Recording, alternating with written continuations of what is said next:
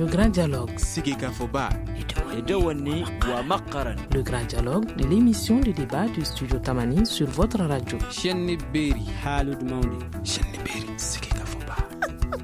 grand dialogue.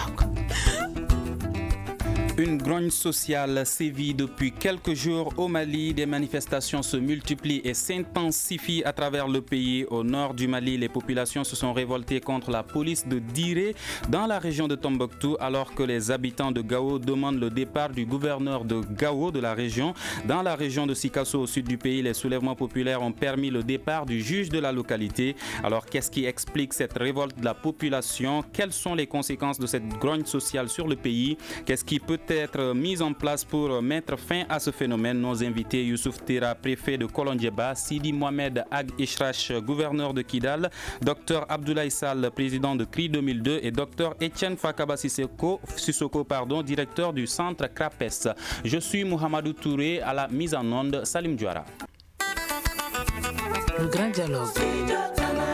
Mesdames et messieurs, je rappelle que nos tentatives pour avoir un responsable du ministère de l'administration territoriale à ce débat sont restées vaines. Alors nous allons déjà commencer à écouter les réactions dans ces trois localités, Diré, Kolondjeba et Gao, sur la situation.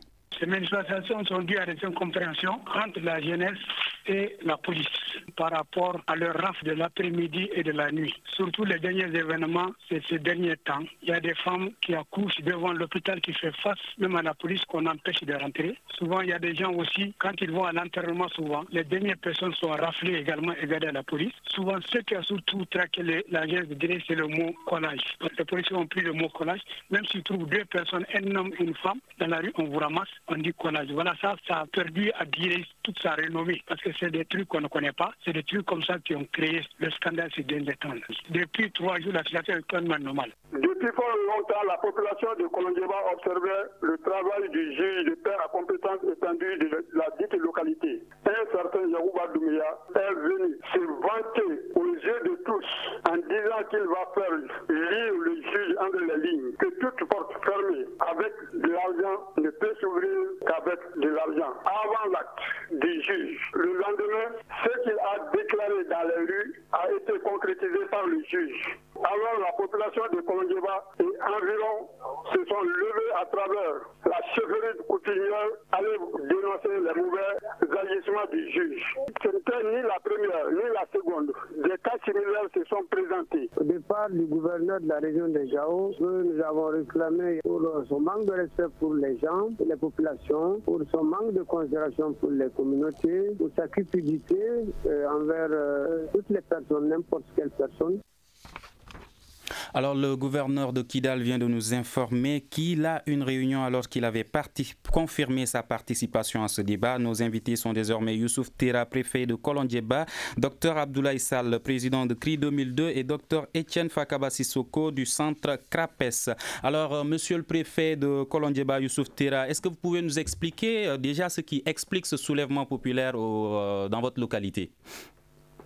Bon, le soulèvement, en tout cas au niveau du Kolondjeba, vous savez, c'était des agissements contre le juge. Ça s'est fait depuis il y a plus de 2 semaines. Hein. Alors, c'est maintenant que on est en train de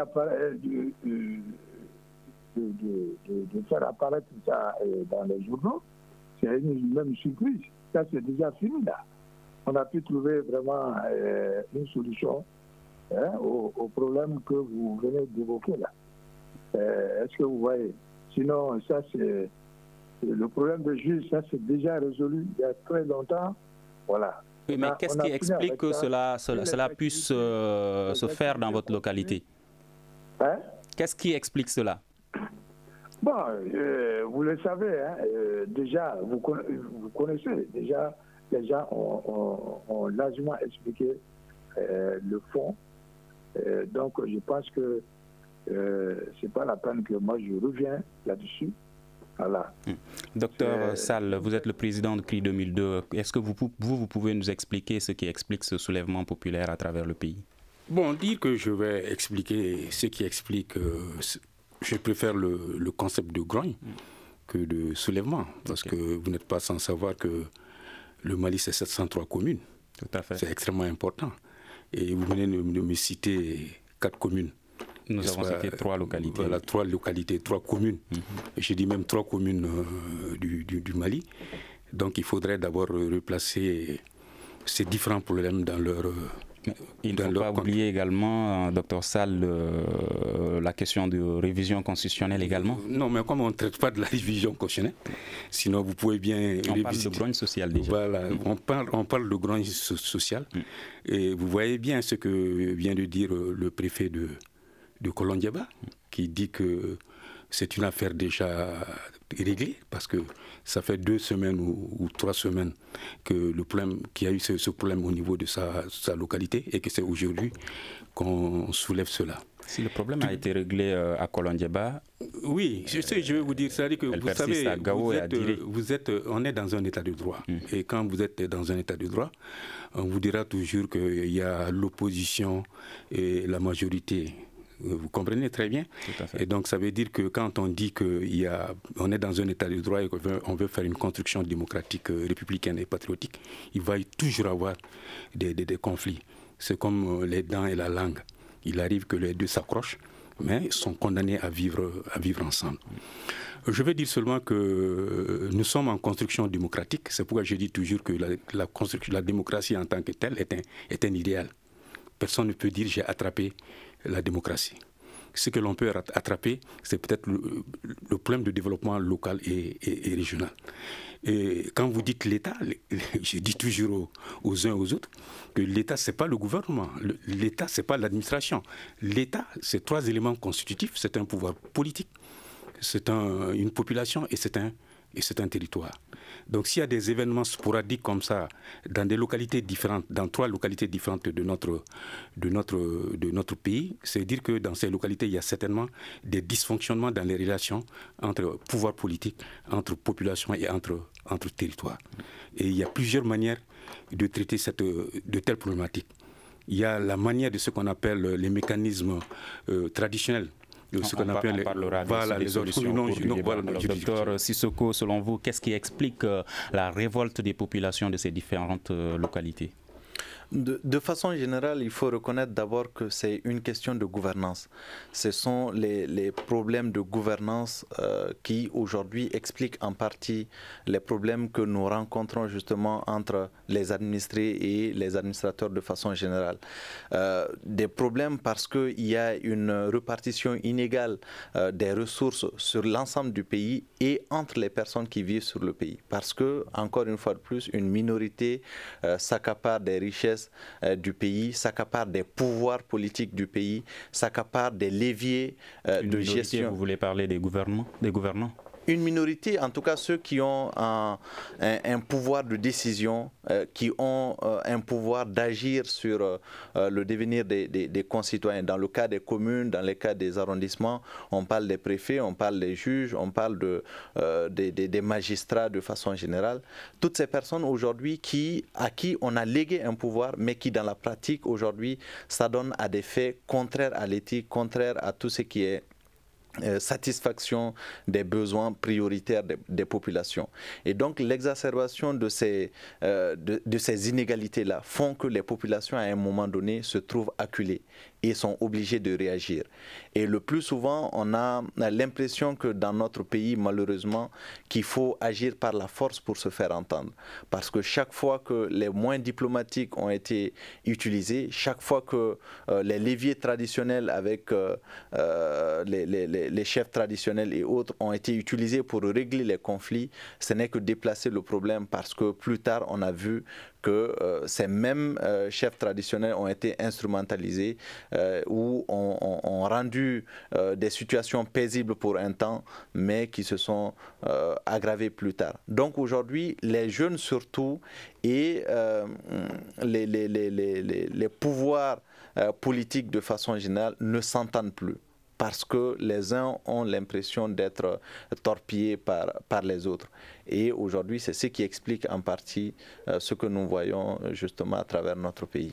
Alors, M. Tira, un habitant de Kolondiaba vient de le dire que le juge a fait des choses dont la population n'a pas, comment dirais-je, accepté plusieurs fois. Pourquoi l'État n'a pas réagi? Pourquoi vous n'avez pas réagi depuis? Moi, j'ai réagi. Si je n'avais pas réagi, je ne serais pas là. Hein? Et qu'est-ce que vous avez fait? Voilà. J'ai tout mis en œuvre pour vraiment délier ce problème. Voilà. Comme quoi? Le problème qu'on a pu résoudre.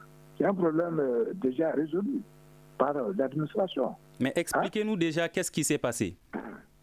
Bon, moi, je ne vais pas rentrer dans les détails, comme déjà vous le savez. Alors, par les journaux, il y a l'essor qui a fait apparaître ça, et aussi bien que, je crois, l'indépendant. Monsieur Terra, voilà. Pourquoi vous ne voulez pas rentrer dans les détails? Oui, parce que déjà, vous connaissez déjà le fond du problème. Donc, ce n'est pas la peine de rentrer. Voilà. On va écouter déjà M. Macron, Emmanuel Macron, lors du sommet du G5 Sahel, qui a fait une déclaration. On va écouter une partie de son discours. Voilà.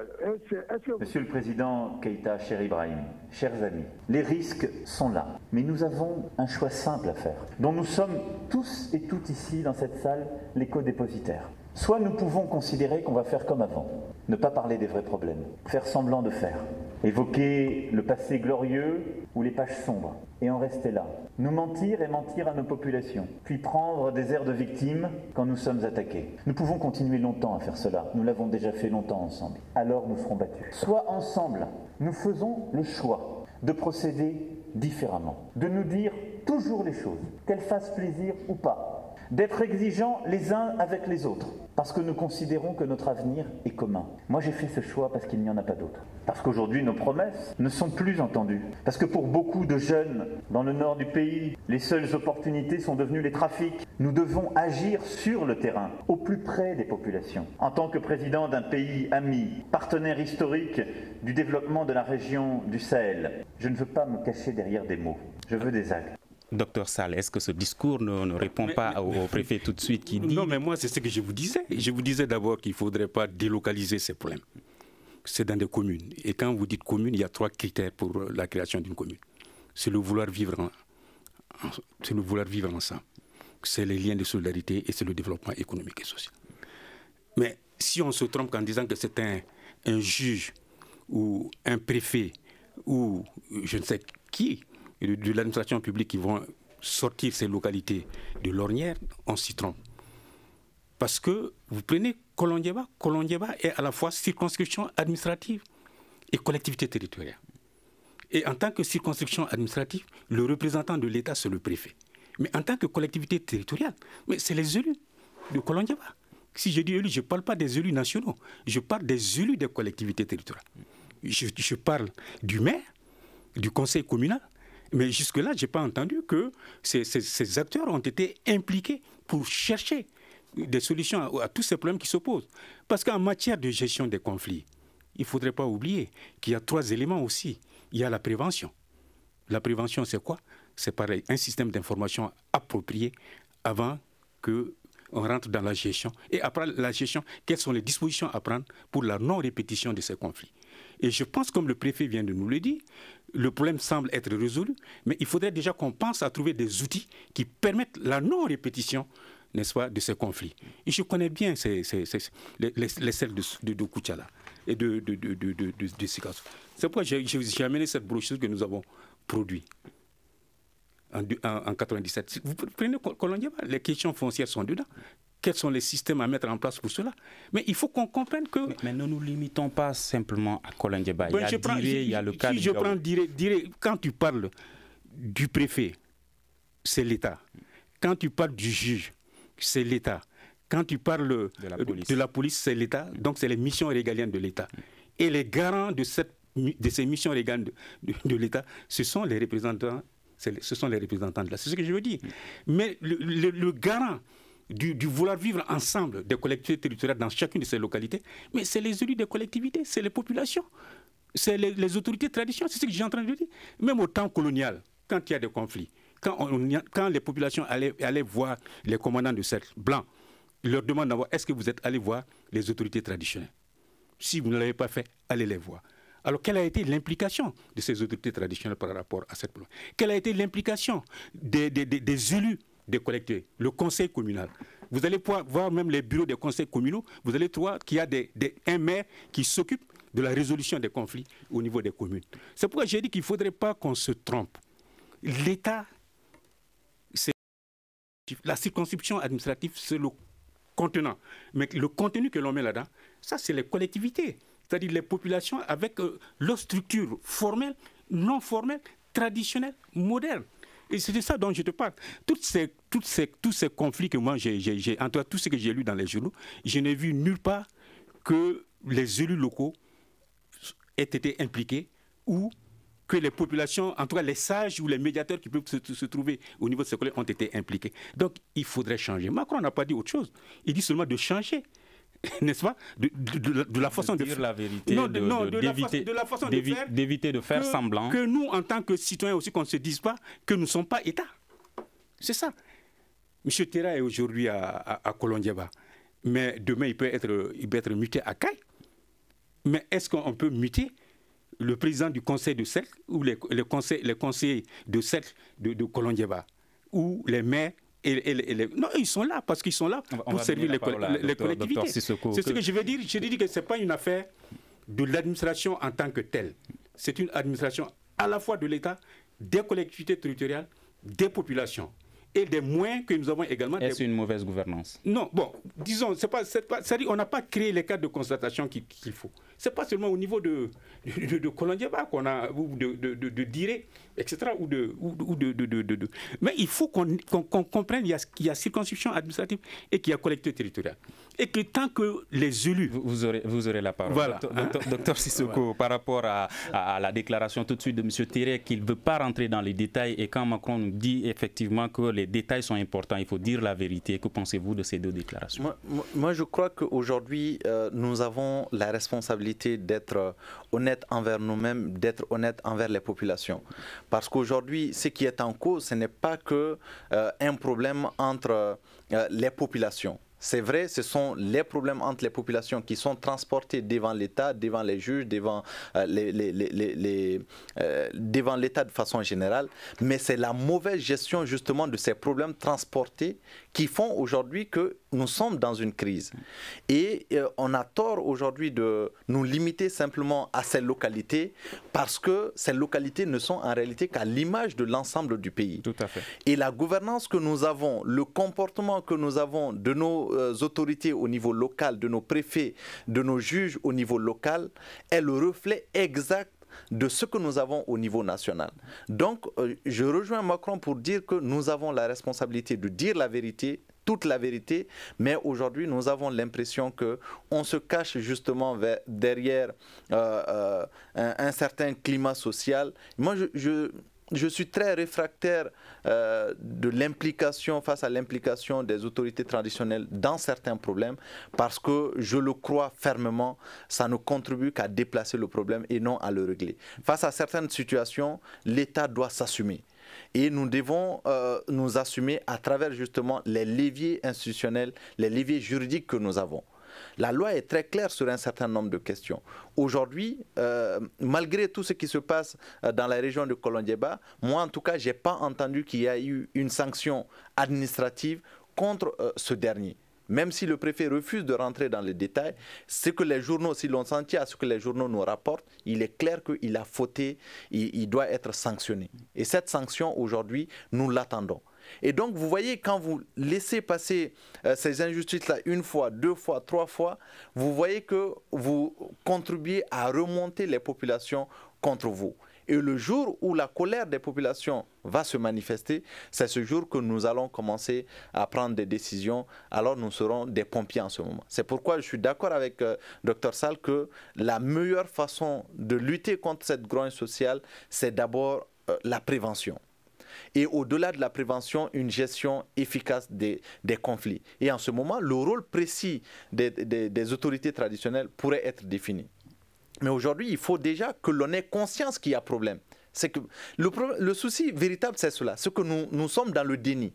Nous ne reconnaissons pas véritablement qu'il y a un fossé qui s'est creusé et qui continue de se creuser entre les autorités administratives, pour ne pas dire l'État, et les populations de façon générale. Est-ce que vous pensez que c'est une mauvaise gouvernance? Absolument. C'est ce que j'ai dit. La mauvaise gouvernance, c'est le résultat de la mauvaise gouvernance que nous sommes en train de voir aujourd'hui. Les inégalités que nous sommes en train de voir, les abus de pouvoir que nous sommes en train de voir, les décisions politiques souvent mal inspirées que nous sommes en train de voir, ne sont en réalité que le résultat de la gestion catastrophique que nous sommes en train de faire de notre État, sont le résultat de la très mauvaise gouvernance que nous sommes en train de faire. Et nous sommes aujourd'hui en train de nier ce fait-là.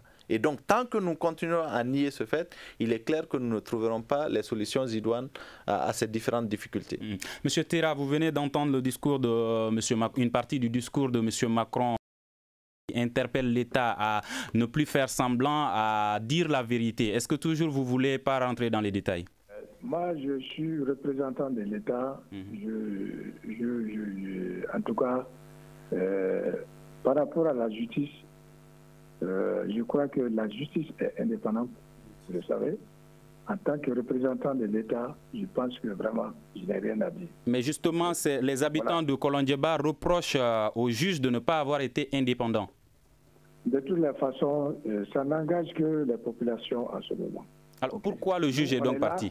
En tant que l'administration, nous, en tout cas, on fait convenablement notre travail.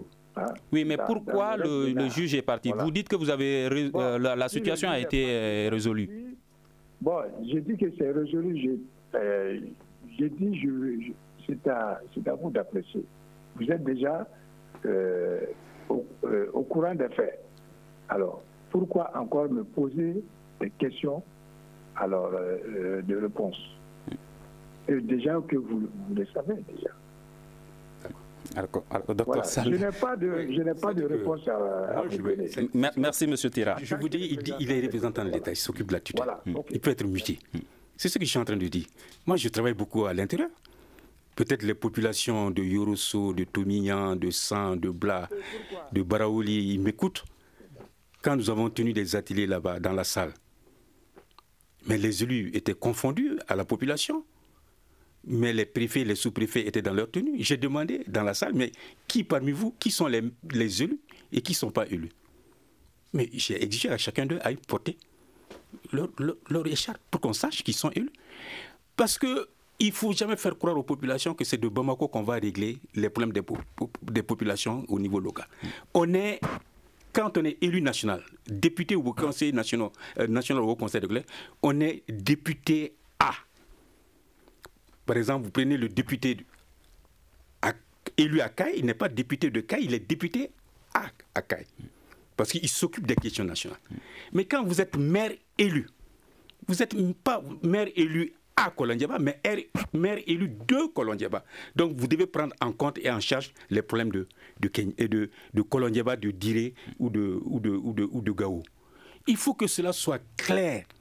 La tutelle est là pour la représentation de l'État, les missions régaliennes de l'État, mais tout ce qui concerne le vouloir vivre ensemble, le fait de prendre en compte et en charge la formation, l'éducation citoyenne, n'est-ce pas? Est-ce qu'il n'y a pas un problème de confiance également quand la population... Non, j'ai dit que chacun doit jouer son rôle. Est-ce que la population a aujourd'hui confiance à la justice malienne? Les maires ne sont pas des représentants de l'État. Non, ça dit là où moi je ne vous suis pas, c'est qu'aujourd'hui, les trois critères que vous définissez sont indéniables pour définir l'État.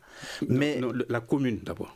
Non, de l'État de façon générale, le territoire de l'État. Et donc, quand vous prenez ces trois éléments, on est d'accord sur ces trois éléments.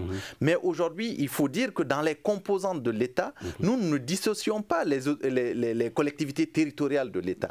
Nous disons que l'État, c'est d'abord l'administration publique de façon générale, et nous disons que les collectivités territoriales sont une composante également de cet État-là de façon générale. Donc aujourd'hui, lorsque nous pointons du doigt doit la responsabilité de l'État, il ne s'agit pas simplement du préfet.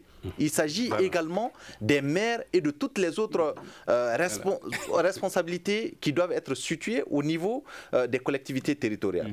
Donc aujourd'hui, moi je souhaite que le préfet comprenne que ce n'est pas lui qui est en cause, ce n'est pas lui qui est visé directement, mais c'est simplement une gestion dont il a la charge, et ce sont les résultats de cette gestion-là qui font aujourd'hui que dans sa localité, mais aussi partout au Mali, nous sommes confrontés à des problèmes. Je suis désolé de... Non, moi je suis d'accord avec toi, mais je te renvoie au titre 11 et 12 de la Constitution du 25 février 92, qui parle de la libre administration des collectivités. Les collectivités sont des personnes morales comme l'État. Il faut que cela soit clair. Vous comprenez? C'est pourquoi la libre administration des collectivités, c'est pourquoi il y a des élus au niveau des collectivités. C'est pourquoi je vous ai dit que vous êtes maire ou président du conseil de cette... Mais qui représente l'État en première position? Le représentant je dis le représentant, si vous prenez par exemple les conflits par rapport aux terres, mais les terres se trouvent où? C'est au niveau des collectivités. Qui gère en réalité les terres au niveau des mairies? Et les terres qui sont également gérées à travers les us et coutumes. Ce n'est pas à travers les autorités traditionnelles coutumières. Mais bien vrai qu'il y ait le maire à Kolondiéba, par exemple. Est-ce qu'à Gao, par exemple, ce n'est pas le gouverneur qui est le premier responsable? Un maire qui constate que dans sa localité, le juge, je ne dis même pas le juge, certains, parce que moi je suis contre le fait qu'on dise chaque fois la justice est corrompue, la police est corrompue, la gendarmerie. Non, on peut dire que des juges sont corrompus.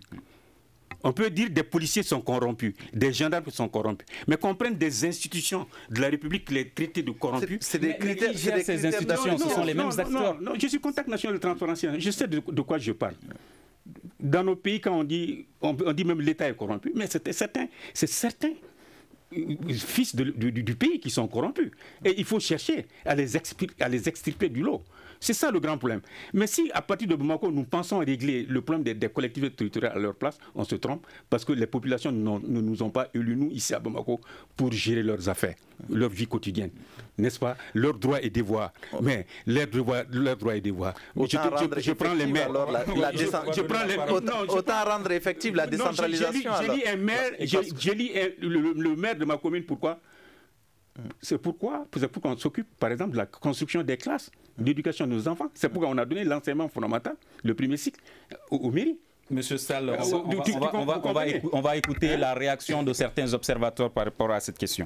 Lorsqu'on ne communique pas, le malaise s'installe. Lorsque l'homme se sent dans une certaine situation, il est capable de tout. Sinon, ces soulèvements ne sont pas la meilleure des manières. Le soulèvement, c'est un dernier recours. Pour moi, c'est vraiment la meilleure façon de faire. Parce qu'au moins, la communauté internationale qui est au chevet des autorités maliennes sauront que les populations du Mali ne sont pas d'accord avec ceux qui sont en train de concocter et de mettre en place concernant la gestion de notre pays nous appartient quand même. Moi, je pense que plutôt que de s'inquiéter, c'est des phénomènes qui renforcent notre démocratie, qui prouvent que dorénavant, les Maliens, principalement les jeunes, sont en train de se réveiller et qui prennent à bras le corps les questions qui concernent la nation, les questions qui concernent leur localité et les questions qui concernent aussi surtout l'administration et la gestion des affaires publiques. Monsieur Terra, quelles sont les conséquences de cette grogne sociale sur le pays?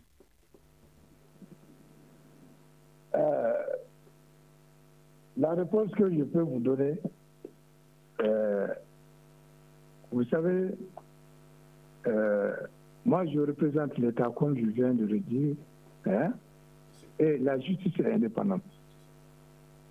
La justice ne relève pas de l'administration directement. Est-ce que vous voyez? Voilà. C'est un pouvoir à part. Ok. Mais les conséquences? Bon, les conséquences, c'est à vous d'apprécier. Vous le savez. On va demander l'avis de Dr Sall. Non, moi, ça dit que les gens sont en train de s'agiter. Tout ce que nous voyons aujourd'hui se passer en République du Mali, cela révèle la vitalité de notre démocratie. Fakaba. C'est une fierté pour moi de te voir devant moi. Parce que tu sais pourquoi? Parlons de la gestion. Voilà, et j'ai toujours dit, non, j'ai toujours dit que la relève est assurée dans ce pays-là. Mais il faut que l'on apprenne. C'est extrêmement important. Qu'on sache qu'il y a l'État et que la libre pourquoi cette relève aujourd'hui, M. Sall, est on a fait la libre révoltée. administration des collectivités pour que les populations apprennent à se prendre en charge, à se défendre. Si les populations n'apprennent pas à se défendre elles-mêmes et que Bamako donne toujours l'impression de pouvoir régler les problèmes des 703 collectivités, Monsieur Sall, pourquoi cette population, cette relève est révoltée? Non, mais moi je ne parle pas de relève. J'ai dit qu'il y a 703 communes. Vous ne m'avez cité que 3 communes sur les 703 communes. Mais j'ai dit aujourd'hui que cela montre la vitalité de la construction démocratique malienne. C'est un processus. J'ai dit que c'est un idéal. Maintenant, le problème de gouvernance. Vous savez, mais vous avez pris Macron. Moi, tout dernièrement, je disais que le Mali était sur le feu. Il faut qu'on se réunisse pour qu'on s'entende. Mais hier, qu'est-ce que le Premier ministre français a dit?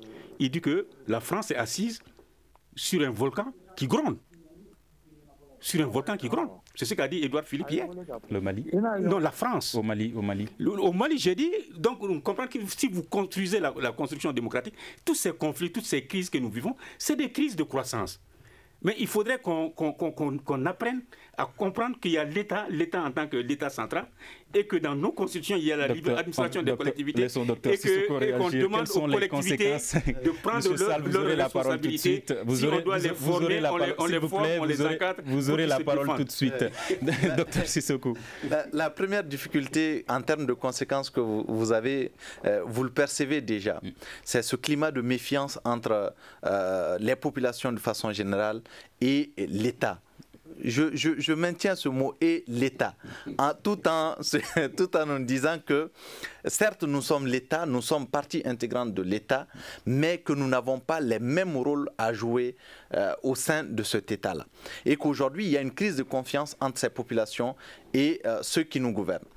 Deuxième conséquence que vous avez, c'est de la défiance. Aujourd'hui, lorsque... que ce soit au niveau national ou dans les collectivités, lorsque les jeunes se regroupent par exemple et prennent des haches, des machettes pour demander le départ d'un préfet ou le départ d'un gouverneur, vous voyez qu'aujourd'hui, nous ne sommes plus dans cette vitalité de la démocratie dont Dr Sall est en train de parler, mais nous sommes plutôt dans un schéma qui est très dangereux pour notre pays. Et aujourd'hui, c'est ce sentiment de défiance qui est de plus en plus en train de gagner du terrain. Et jusqu'où peut-elle nous conduire? Dieu seul le sait. Dieu seul le sait. Parce qu'aujourd'hui, lorsque vous prenez, même dans les syndicats, lorsque vous voyez des syndicats réclamer des droits qui sont le plus souvent légitimes, lorsque les syndicats réclament ce droit, ils n'ont gain de cause que lorsque c'est des grèves illimitées, c'est-à-dire l'extrême. C'est quand on va à l'extrême que nous avons des résultats. Lorsque les jeunes demandent le départ de quelqu'un, d'un gouverneur ou d'un préfet, ils n'ont de satisfaction que si ils prennent des haches, Vous voyez ce que ça fait. Donc, le développement, l'une des conséquences justement de la manifestation de ces crises, c'est la méfiance, c'est la défiance.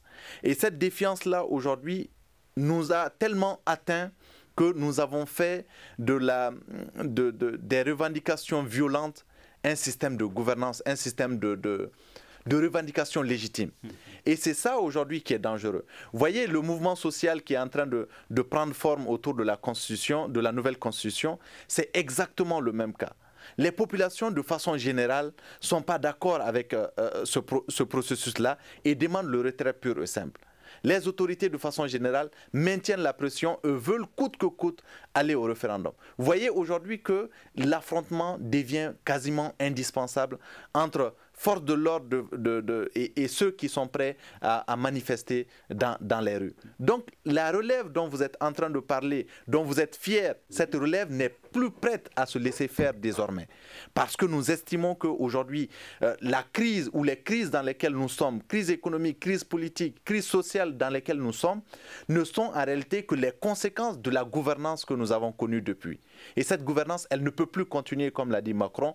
Et la jeunesse, aujourd'hui, est déterminée à mettre fin à ce système de gouvernance-là. Et si c'est à travers la violence que nous allons y parvenir, aujourd'hui, nous sommes prêts à affronter qui de droit pour réclamer nos droits les plus légitimes, les plus banals comme le droit à l'éducation, le droit à la santé, le droit aux infrastructures, le droit au développement, le droit de vivre tout simplement. Monsieur Terra, vous l'avez dit, cette situation a déjà été réglée à votre niveau, mais quelles sont les mesures prises pour ne pas que ça se reproduise? Voilà. Oui, bon, ça c'est... Il faut... c'est-à-dire, en premier lieu, sensibiliser. C'est la sensibilisation, quoi. Il faut, et puis le dialogue, bien sûr, pour réduire vraiment au problème, c'est tout. Il faut le faire, mais est-ce que vous êtes en train de le faire? Voilà. Donc, et puis... Monsieur Terra, vous dites qu'il faut le faire. Est-ce que vous êtes en train de le faire? On a déjà trouvé vraiment un compromis, voilà, au problème. Et puis, quel compromis? Il s'agit du préfet, c'est pas le préfet qui est concerné, non? Voilà. Mais vous dites qu'il y a déjà un compromis. Est-ce que vous pouvez nous parler de ce compromis? Bon, je dis, je ne rentrerai pas dans le détail parce que c'est déjà réglé. Mais monsieur Terra, vous voulez sensibiliser. Nous, on vous offre l'occasion de sensibiliser à travers 60 radios partenaires qui vous écoutent actuellement. Voilà, j'ai dit, on a pu gérer le problème. Voilà, en tant que représentant de l'État, ce n'est pas le préfet qui est concerné, non? C'est pas le préfet. Nous ne disons pas que c'est le préfet qui est concerné, voilà. Mais on veut juste savoir les solutions que vous avez obtenues. Bon, les solutions, on a pu trouver vraiment les solutions. Voilà. Docteur Sall. Etienne, quand j'avais ton âge, j'avais pas... On va parler je n'avais pas cette chance de venir débattre des questions de notre pays comme cela, en toute liberté. Il n'y avait pas 200 radios libres. C'est extraordinaire. Il n'y avait pas les nouvelles technologies de l'information et de la communication. Et je pense que tant qu'on a la possibilité de parler, de dire ce qu'on en pense, il y a ce qu'on appelle, comme outil en démocratie, ce qu'on appelle les cul-de-sac. Quand vous rentrez dans votre tête vous arrivez au cul-de-sac, au fond du sac, vous allez voir que vous n'arrivez pas à trouver le chemin, vous êtes obligé de rebrousser le chemin et de prendre le bon chemin. Mais si c'est un régime de parti unique ou un régime d'exception, de pensée unique, vous allez chercher à déchirer le cul-de-sac et c'est ce qui amène des problèmes. Ça veut dire qu'il y aura toujours des mécanismes. Est-ce qu'il n'y a pas un problème? Est-ce qu'il n'y a pas, excusez-moi, est-ce qu'il n'y a pas un problème de communication également? On le voit avec monsieur le préfet, on n'arrive pas à trouver une information avec lui. Je sais que je vous ai dit, j'ai toujours dit qu'il ne faudrait pas qu'on confonde l'information et la communication. L'information est statique, figée, et toujours en retard sur la réalité. La communication, on la vit. C'est dynamique. La communication doit tirer et pousser. Donc vous devez tirer aujourd'hui et pousser. Et ne pas dire, alors qu'est-ce qui s'était passé il y a 2 semaines, il y a 3 semaines. On est dans un fait maintenant. Comment trouver les solutions. Non, écoutez-moi ça. Voilà les solutions que j'ai dit. C'est pourquoi la première sortie que j'ai faite, j'ai parlé du traitement du passé. Le traitement du passé, ce n'est pas autre chose. Comment pouvoir tirer les enseignements de tout ce que notre pays a vécu pour ne pas retomber dans les mêmes erreurs. Et on a le dernier pilier du traitement du passé, c'est ce qu'on appelle les garanties de non-répétition. Alors, quels sont les outils, les mécanismes que nous devons envisager pour que des choses pareilles ne se reproduisent plus, ni à Diré, ni à Gao, ni à Kolondiaba, ni nulle part ailleurs dans notre pays. Moi, je pense que c'est sur ça qu'il faudrait travailler. Et on a dit, les piliers du traitement du passé, c'est quoi? C'est le droit d'abord de savoir. Toi et moi, on est là aujourd'hui, nous sommes en train de parler. Les gens sont en train de réagir. Ça permet aux uns, aux autres et à nous-mêmes de savoir. Le droit à la vérité. Il faut qu'on cherche la vérité.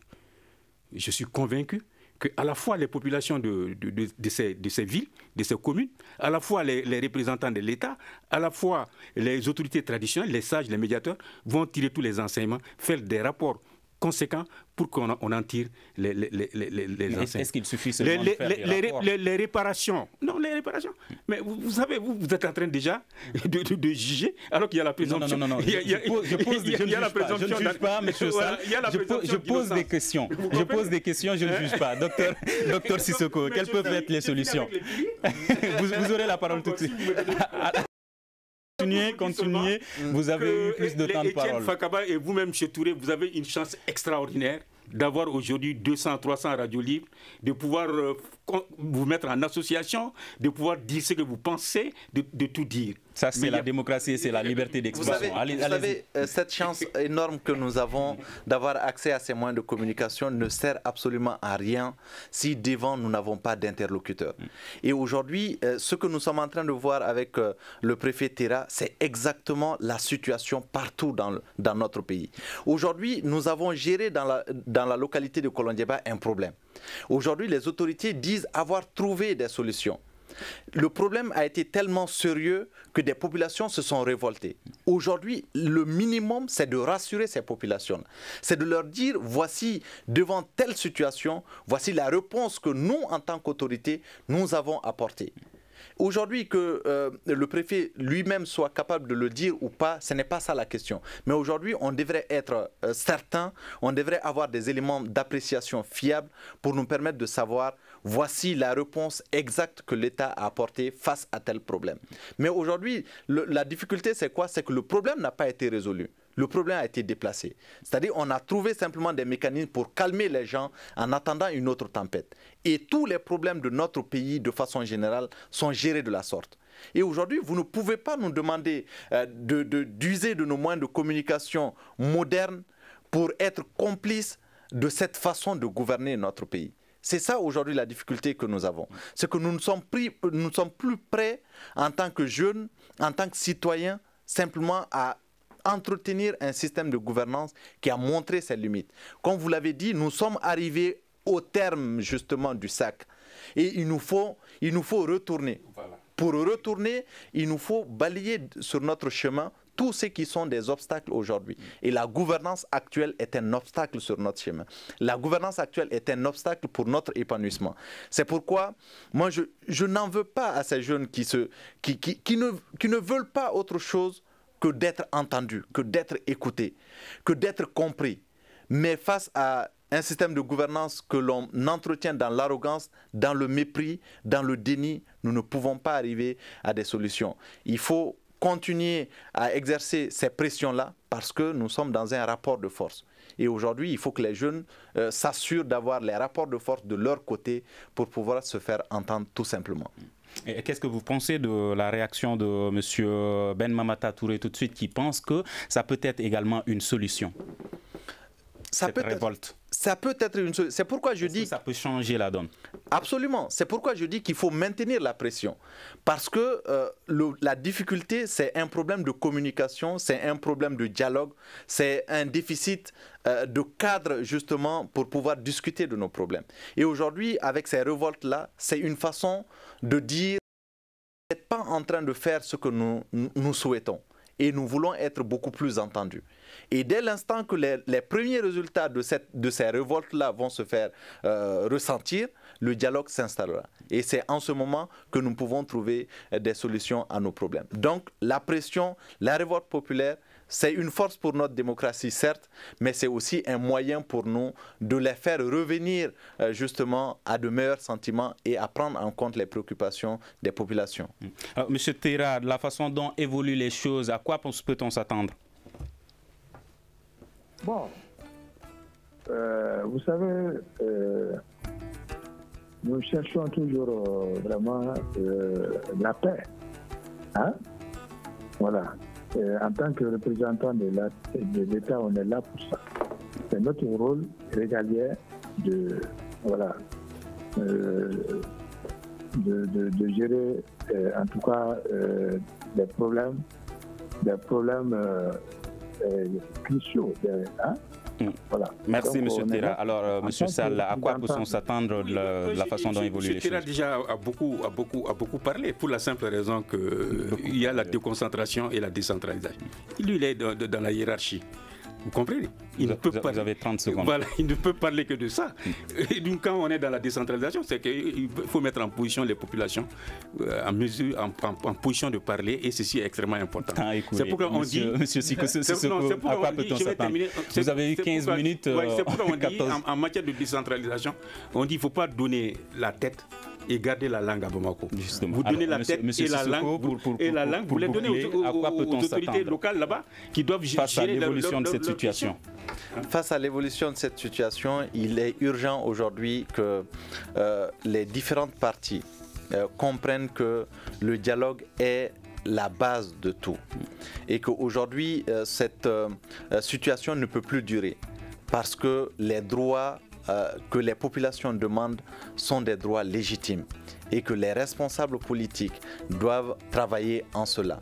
Les groins sociaux sont une force pour notre démocratie, aux jeunes de les maintenir dans cette dynamique pour que véritablement on puisse arriver à des solutions. Merci. Gestion de l'État, qu'est-ce qui explique la révolte de la population? C'est le thème du grand dialogue de ce soir. Nos invités, Youssouf Tera, préfet de Kolonjeba, Dr Abdoulaye Sall, le président de CRI 2002 et Dr Etienne Fakaba Sissoko, directeur du centre CRAPES. Je rappelle que Sidi Mohamed Ag Ishrach, le gouverneur de Kidal, nous a fait fond bon et nos tentatives pour avoir un responsable du ministère de l'administration territoriale sont restées vaines. Je suis Mohamedou Touré, à la mise en onde Salim Diouara, régie vidéo Peting Diara et ce débat réalisé par Ibrahima Diallo. Merci.